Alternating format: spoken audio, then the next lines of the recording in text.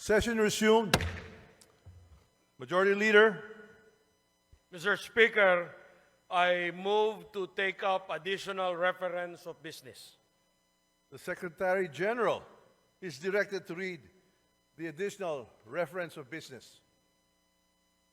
Additional reference of business, verified complaints for impeachment.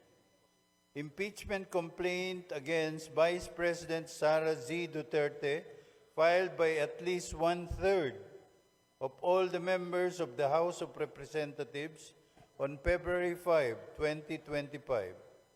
Impeachment complaint filed against Vice President SARA Z. Duterte filed by Teresita Quintos Deles, Father Flaviano, SBD Gary Alejano et al., and endorsed by Representative Percival B. Sendanya of the Akbayan Party List on December 2, 2024.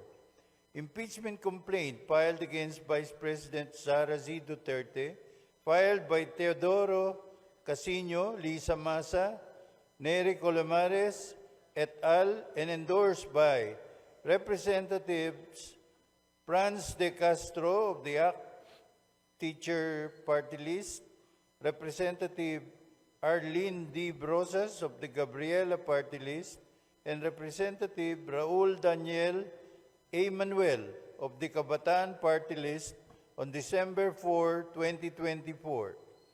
Impeachment complaint filed against Vice President Sara Z. Duterte, filed by Reverend Father Antonio Labiao, Jr., Reverend Father Rico P. Ponce, Reverend Father Dionisio B. Ramos et al., and endorsed by Representative Gabriel H. Bordado Jr.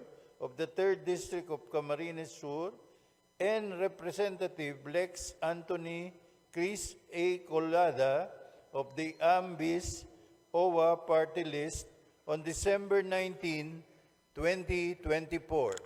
Majority Leader.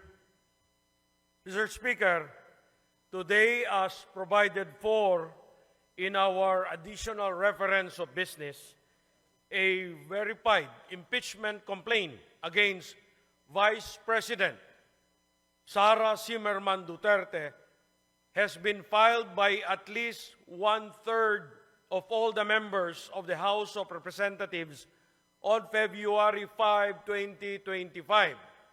Mr. Speaker, for the record, may we inquire from the Secretary General the total membership of the House as of today, February 5, 2025.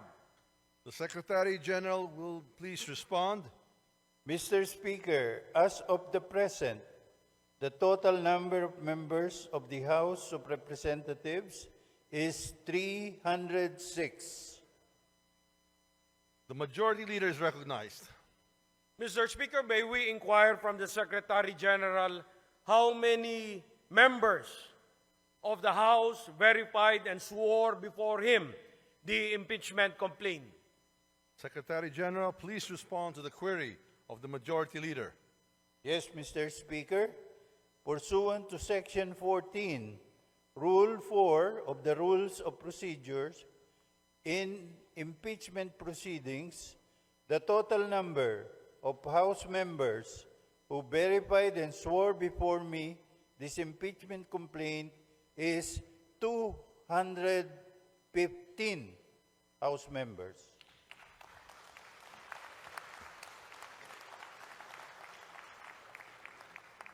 The Majority Leader is recognized. Mr. Speaker, may we know what is one-third of the total number of the members of the House? The Secretary General will please respond. Mr. Speaker, one-third of the total number of members of the House is 102. The Secretary General has responded to the query of the Majority Leader. The Majority Leader is recognized.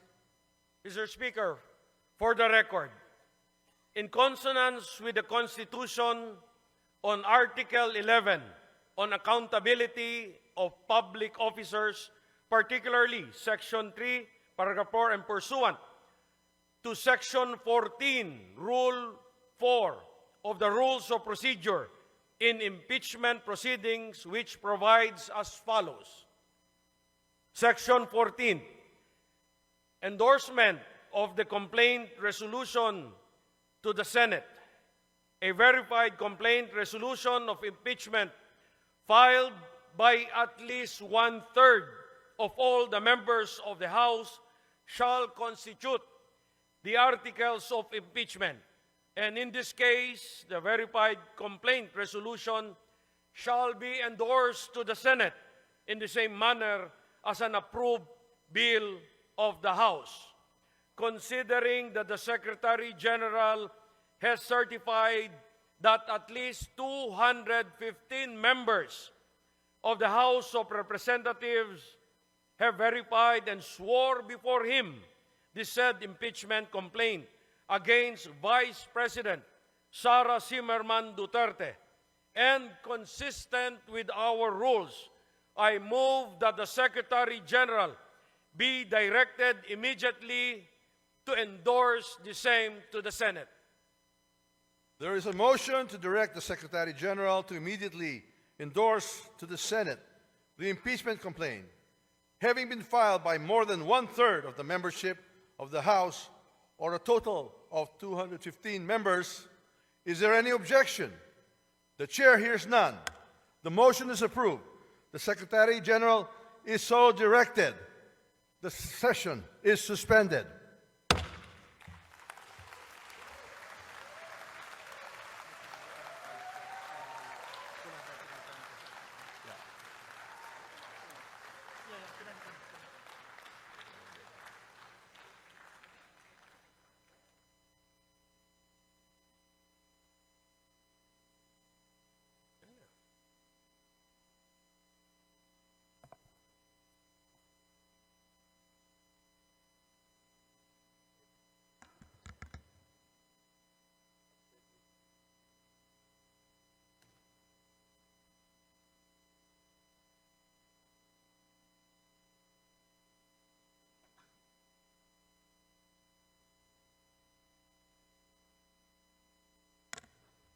The session is resumed. The majority leader is recognized. Mr. Speaker, in accordance with Section 16, Rule 6 of the Rules of Procedure in Impeachment Proceedings, I move to elect the following members of the House of Representatives as prosecutors in the trial on the impeachment complaint filed against Vice President SARA Duterte. Representative Jervil Jinky Beatrix Luistro. Representative Romeo M. Acop. Representative Ramon Rodrigo Gutierrez. Representative Joel R. Chua. Representative Raul Angelo Gil Bongalon. Representative Loreto B. Acharon. Representative Marcelino C. Libanan. Representative Arnan C. Panaligan.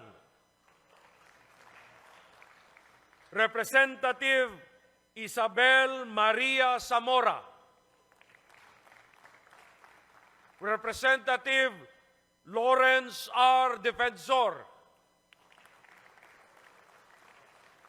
And Representative Jonathan Keith T. Flores.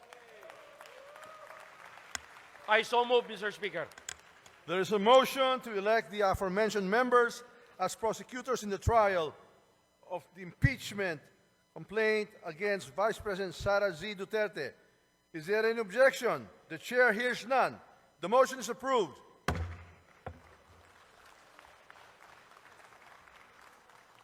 The majority leader is recognized. Mr. Speaker, in the additional reference of business earlier read, by the Secretary General, there are 3 other impeachment complaints filed against Vice President Sara C. Duterte. These are the impeachment complaint filed by Teresita Quintos Deles, Father Flaviano Villanueva, Gary Alejano et al. And endorsed by Representative Percival Sedanya of Akbayan Party List on December 2, 2024. Next is an impeachment complaint filed by Teodoro Casino, Lisa Masa, Nery Colmenares et al. And endorsed by Representative Franz L. Castro of ACT Teachers Party List, Representative Arlene Brosas of Gabriela Party List, and Representative Raul Daniel Manuel of Kabataan Party List on December 4, 2024. And the last one, Mr. Speaker, the third one, impeachment complaint filed by Reverend Father Antonio Labiao Jr., Reverend Father Rico Ponce, Reverend Father Dionisio Ramos et al., and endorsed by Representative Gabriel Bordado Jr. of the 3rd District of Camarines Sur, and Representative Lex Anthony Chris Colada of Aambis OWA Party List on December 19, 2024. Pursuant to our rules of procedure in the impeachment proceedings, considering that the plenary has already transmitted to the Senate the impeachment complaint filed by 215 members on February 5, 2025, that is today, I move that the 3 other impeachment complaints filed on December 2, 2024, December 4, 2024, and December 19, 2024, be transmitted to the archives. I so move, Mr. Speaker. There is a motion to transmit to the archives the aforementioned 3 impeachment complaints filed last December 2, 4, and 19, 2024. Is there any objection? The chair hears none. The motion is approved. These impeachment complaints are transmitted to the archives. Mr. Speaker, I move to suspend session for a few minutes. Session suspended.